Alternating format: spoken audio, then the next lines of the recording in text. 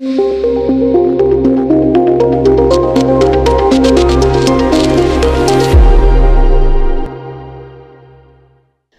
तालुक्यातील श्री विघ्नहर सहकारी साखर कारखान्याचे चेअरमन सत्यशील शेरकर यांच्या निवासस्थानी 5 नोव्हेंबर रोजी रात्री 9:30च्या सुमारास बिबट्याने कंपाऊंडच्या भिंतीवर उडी मारून आत प्रवेश केला। या प्रसंगी बिबट्याच्या मागावर एक तरस असल्याचे दिसले।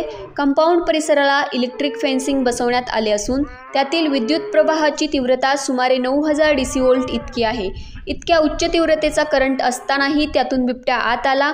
फेन्सिंगशी संलग्न सुरक्षा यंत्रणेतील सायरनही वाजला। मात्र बिबट्याने काही वेळ बंगल्याच्या आतील परिसरातही हालचाल केल्यानंतरच येथील परिसरातून तो बाहेर गेला।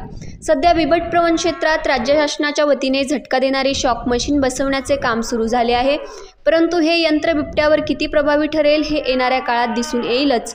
मात्र या व्हिडिओने या यंत्रात आवश्यक सुधारणा करून बिबट प्रश्नावर शासनाने ठोस उपाययोजना कराव्यात अशी मागणी सातत्याने होत आहे।